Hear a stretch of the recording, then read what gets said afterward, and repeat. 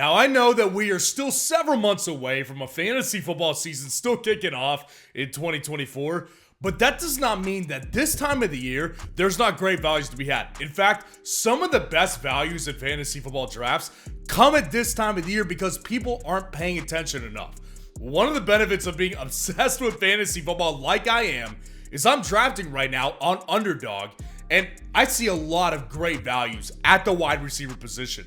We're outlining 4 of those must-draft wide receivers that you need to target in 2024 fantasy football, and specifically right now in best ball Underdog drafts right now. So the way I wanted to do this video was I wanted to kind of organize these guys as opposed to what their ADP was right now. So I didn't want to have a bunch of jumbled guys like in the first round or the second round. It's easy to get first round guys to say, yeah, they're must draft players, right? We want to find values in your drafts in 2024.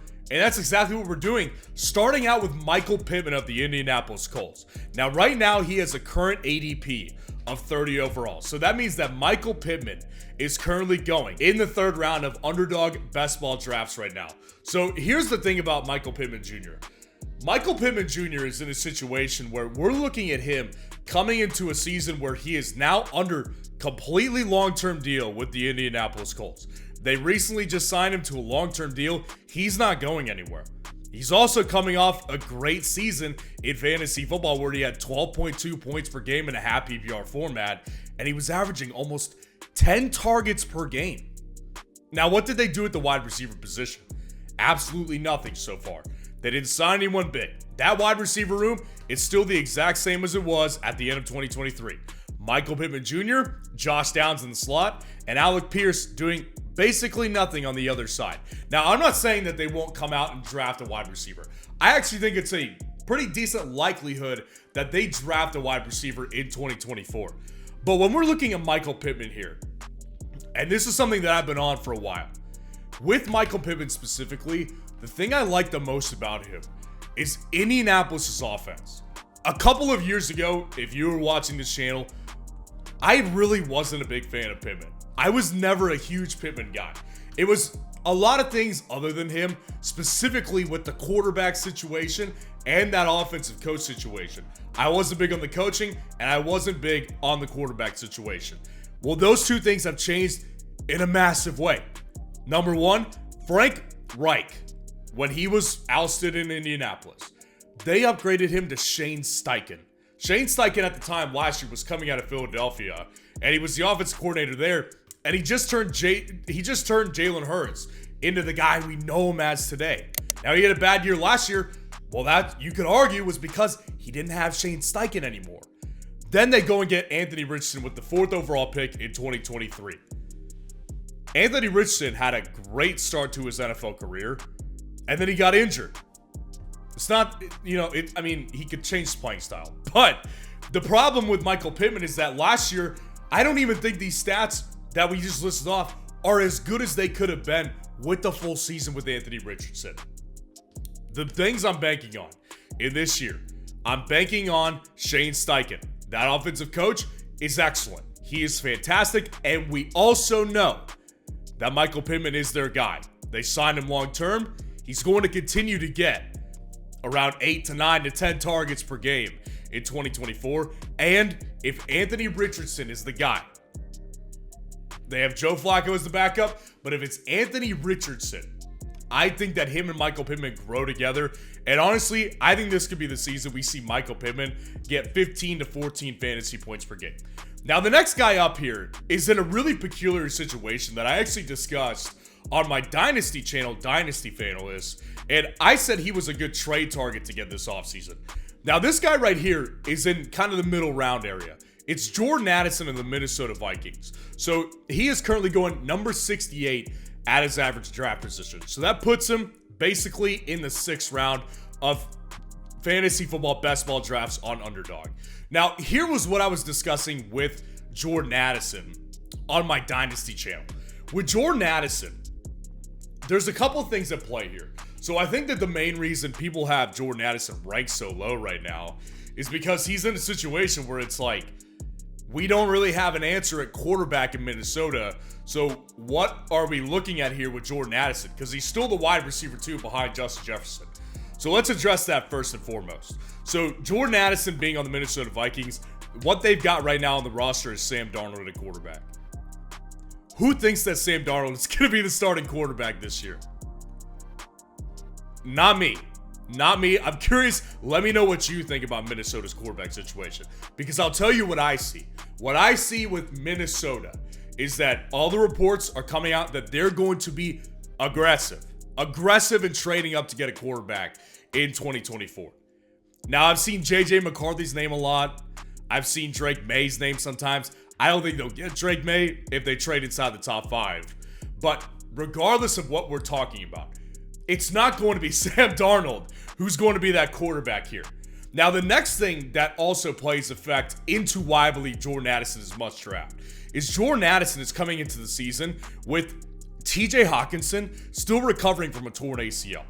So I don't believe that this guy is going to be ready to go right out of the gate and just come in and start playing immediately. Jordan Addison is going to come in, be the immediate number 2 target because TJ Hawkinson tore his ACL at the end of 2023. So the chances that he comes back and is playing in early September, I would say are very, very slim. So Jordan Addison already comes in with a full head of steam, and TJ Hawkinson may or may not be the player that we remember him as. I'm not saying he's done, but I will say he's a older player at a tight end position where those guys are bigger and a knee injury is typically not good. Look at Gronk. So there's 2 things right there. Now, the biggest thing for me, and by the time you're watching this may or may not be relevant, but I said this on my Dynasty channel, I think this Justin Jefferson situation is getting a little bit weird to me. I'm not saying that I think that Justin Jefferson won't be a Viking in 2024, but I definitely don't think that it's out of the cards that he's on a different team. This whole thing's gotten weird. I hear talk about him going to be a Patriot and get traded over there, maybe to the Steelers, even the Bengals I've seen as a possibility. I don't know what's going to happen, but I can tell you this. Minnesota not signing him at this point, it's a little bit strange to me. I still believe that he will be a Viking. That's what I personally believe. I think they're just trying to figure out how to best negotiate with him. But here's the thing with that. It's a win-win either way for Jordan Addison. Why is it a win-win? Number 1, if Justin Jefferson stays, he'll continue to hog up double coverage. And Jordan Addison won't ever have to face double coverage. So he's going to continue to get open.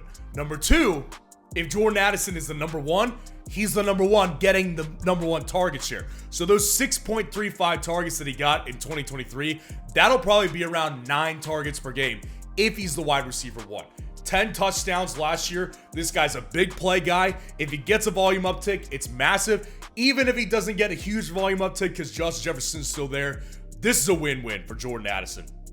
To me, his draft price right now warrants a must-draft pick today in best ball drafts. Now, the next guy on this list right here is also someone that I actually, when I looked at this guy's ADP and what ranking he was in wide receivers in best ball drafts on Underdog, I was shocked. I had a double take. George Pickens at 51 ADP is nuts to me. So George Pickens, yes, that's like, that's 5th round draft capital. I'm not saying that that's like absurd to think about, right? That's not what I'm saying here. George Pickens, though, is in a situation where last year, it was his best fantasy season so far, right? So he comes in, he puts up 1,100 yards receiving, and George Pickens, specifically at the back half of the season, was excellent fantasy football. He played a massive key role in fantasy football playoff teams winning championships because he got hot those last couple of weeks. So George Pickens, 10.4 fantasy points per game. That was around the 9-ish, 9.5-ish range leading into those last couple of weeks. George Pickens, the problem with him last year, obviously, was his quarterback game sucked, and he couldn't find any consistency there. And additionally, Deontay Johnson was still there, and so he was still hogging up targets. What do you know? Everything has changed in Pittsburgh. Uncharacteristically so. Deontay Johnson was traded to the Carolina Panthers this offseason. So George Pickens is unquestionably at this point the number 1 wide receiver. And I believe that Pittsburgh drafts a wide receiver in this class.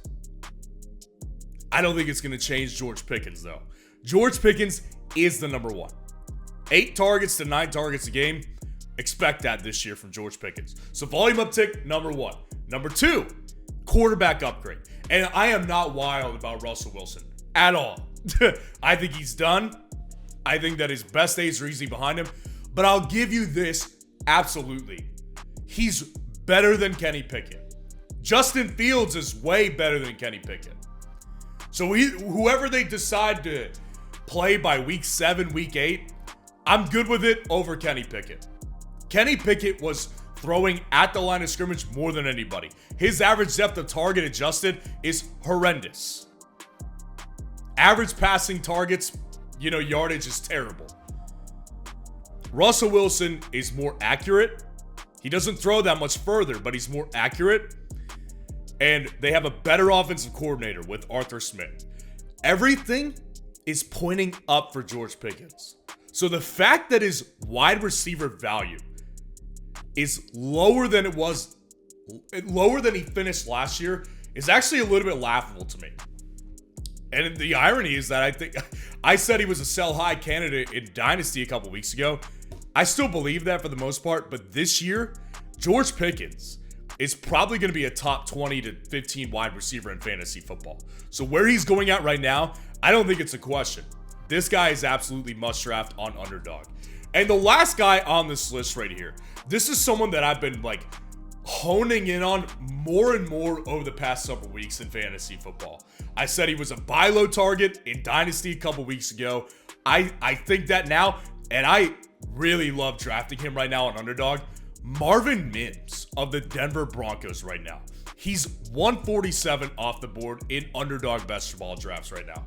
So here's the story with Marvin Mims. If you don't know who he is, he was a second-round draft pick for the Denver Broncos in 2023.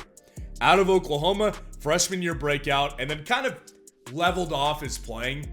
I wouldn't say he really improved a ton, but he was still very, very relevant in that offense.